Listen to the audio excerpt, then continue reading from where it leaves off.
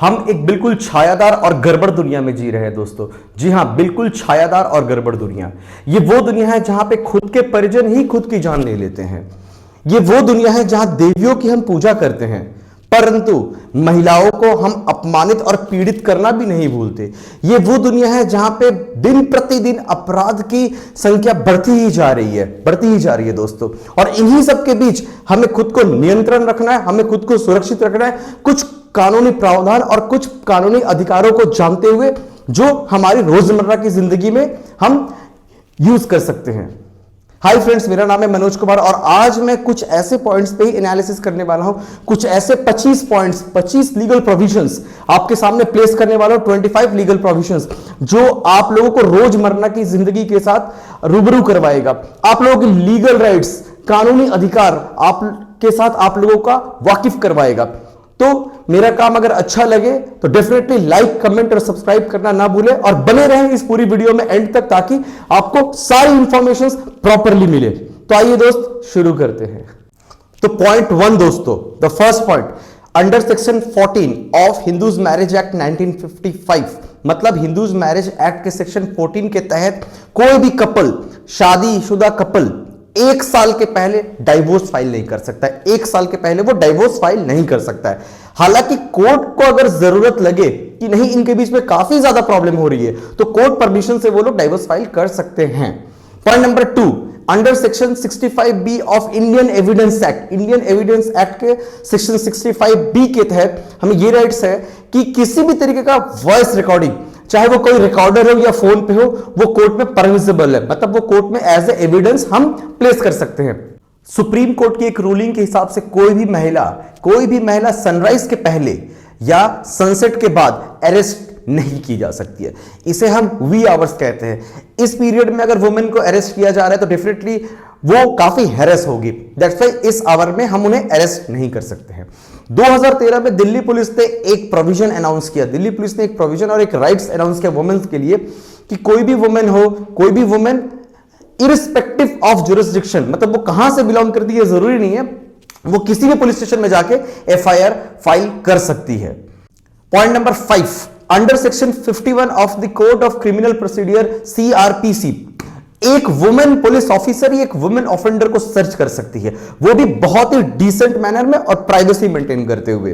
Point number 6, according to direction of Delhi police, मतलब Delhi police के एक और डायरेक्शन है जिसके तहत एक वुमेन अगर पुलिस स्टेशन में आके एफआईआर लॉन्च नहीं कर सकती है, अगर वो इनकेपेबल है, तो वो ऑनलाइन भी एफआईआर डाल सकती है, वाया ईमेल या वाया रजिस्टर्ड पोस्ट और स्पीड पोस्ट वो डाल सकती है।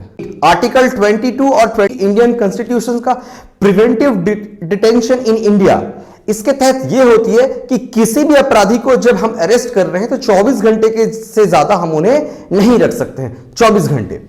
Point number 8, under section 50 of CRPC, her person का यह राइट है कि जब उसे अरेस्ट किया जा रहा है तो वो ये पूछे कि क्या रीजन है, किस लिए हमें अरेस्ट किया जा रहा है, वो क्या क्या रीजन है।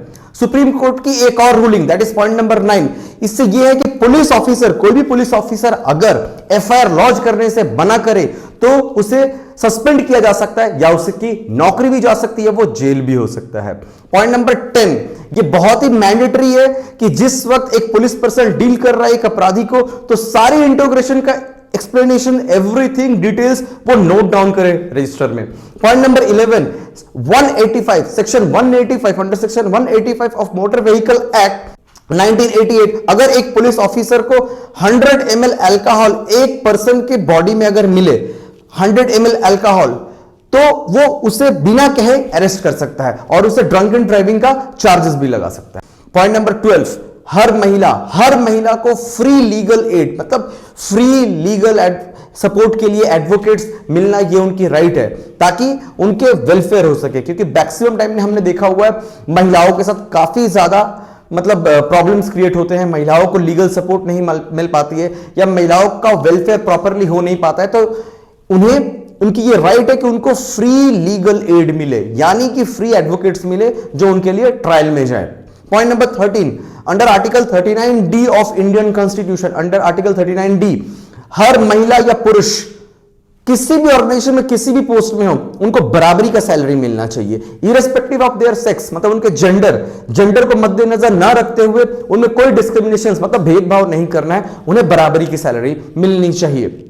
पॉइंट नंबर 14, कोई भी रेप सर्वाइवर, मतलब जो रेप के बाद रेप पीड़िता होते हैं और वो जब बच जाते हैं तो उनके बाद उन्हें पुलिस स्टेशन जाने की कोई जरूरत नहीं और पुलिस उन्हें हैरेस नहीं कर सकता है ताकि वो पुलिस स्टेशन में जाके अपना बयान दर्ज करवाएं, ये जरूरी नहीं है। और उन्हें पुलिस फोर्स नहीं कर सकते, पुलिस उनके प्लेस में जाके वो भी बड़ा ही प्राइवेसी और डिसेंसी मैनर में उनका बयान दर्ज कर सकते हैं। Section 294 Indian penal code IPC, इससे पुलिस ऑफिसर्स को यह राइट मिलता है कि किसी भी पब्लिक प्लेस में अगर कोई भी ऑब्सीन एक्टिविटीज हो, किसी भी तरीके का ऑब्सीन एक्टिविटीज हो तो वो गिरफ्तार कर सकते हैं, तो वो उन लोगों को गिरफ्तार कर सकते हैं वहां पे। Hindu succession amendment act, point number 16, Hindu succession amendment act 2005 ये अलाउ करता है कि बोथ मेल एंड फीमेल को उनके पैटर्नल प्रॉपर्टी यानी कि उनके पूर्वजों की संपत्ति हो या उनके फादर की संपत्ति हो, उन्हें इक्वल हकदार में इक्वल हक मिले। हिंदू सक्सेशन एक्ट ये प्रोविजन प्रोवाइड करती है मेल और फीमेल दोनों को without any discrimination. Point number 17, maternity benefit 1961, maternity benefit act 1961 ये राइट देती है वुमेन को कि कोई भी वुमेन अगर वो प्रेग्नेंट हो तो वो नौकरी से सैक नहीं किया जा सकता है, हम उन्हें नौकरी से बिल्कुल नहीं निकाल सकते ड्यू टू रीजन कि वो प्रेग्नेंट है। पॉइंट नंबर 18, सेक्शन 160 आईपीसी का, सेक्शन 160 आईपीसी का वुमेन को ये राइट्स देती है कि एक वुमेन को एक वुमेन कांस्टेबल ही क्वेश्चन कर सकती है, किसी भी तरीके का क्वेश्चन हो तो एक वुमेन कांस्टेबल ही क्वेश्चन कर सकती है। ये section 160 IPC Indian penal code ये प्रेजेंट करता है। पॉइंट नंबर 19, आईपीसी के एक प्रोविजन के हिसाब से कोई भी रेप पीड़िता अगर किसी भी डॉक्टर को ये अप्रोच की कि काइंडली मेरा मेडिकल एग्जामिनेशन किया जाए तो वो डॉक्टर बिना किसी क्वेश्चन के लायबल है उस पीड़िता का रेप एग्जामिनेशन करने के लिए।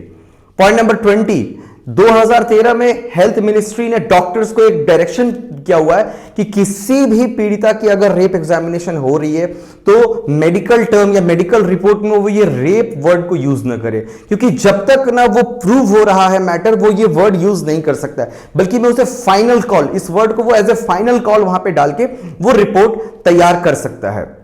2011 में ministry of women and child development ने एक रूल के तहत यह वर्डिक्ट निकाला हुआ है कि कोई भी सिंगल मैन एक गर्ल चाइल्ड को एडप्ट नहीं कर सकता है, कोई भी सिंगल मैन एक गर्ल चाइल्ड को एडप्ट नहीं कर सकता है। Point number 22, Hindu adaptation and act के तहत मैरिज कपल सेम सेक्स के एक बच्चे को एडप्ट नहीं कर सकते हैं। मतलब इमेजिन करिए एक कपल के एक डॉटर है तो वो दोबारा एक दूसरे डॉटर को एडप्ट नहीं कर सकते, वाइस वर्सा अगर किसी कपल के एक सन है तो वो दोबारा एक बॉय चाइल्ड को वो एडप्ट नहीं कर सकते हैं। Point number 23, Indian hotel association ने ये साफ साफ लेट डाउन कर रखा है कि उन्होंने 280 होटल्स जो उनके अंडर में आते हैं वहां पे कहीं ऐसा रूल नहीं है कि वो किसी भी अनमैरिड कपल को होटल में अलाउ ना करे, ये डिनाई नहीं कर सकते हैं। Point number 24, section 497 Indian penal code, section 497 Indian penal code ये राइट्स देती है कि कोई भी मैरिड मैन अगर किसी भी अनमैरिड वुमेन या किसी भी विडो के साथ कोई भी एडल्ट्री रिलेटेड मैटर में अगर वो इन्वॉल्व है और वो मैरिड वुमेन हो या विडो हो या कोई भी हो, उनका कंसेंट है तो वो एक ऑफेंस नहीं होती है, बिल्कुल वो ऑफेंस नहीं होती है। Point number 25, the most important point, right to zero FIR. ये क्या है right to zero FIR? Right to zero FIR वही मैटर है, बहुत टाइम में पहले ये देखा गया था कि रेप विक्टिम जब जाते हैं पुलिस स्टेशन में, काफी पुलिस स्टेशन में जहां रेप की एफआईआर को दर्ज करवाने तो पुलिस डिनाई करती है, कहती है कि हमारी जुरिस्डिक्शन में नहीं, आप अपनी जुरिस्डिक्शन में करवाओ।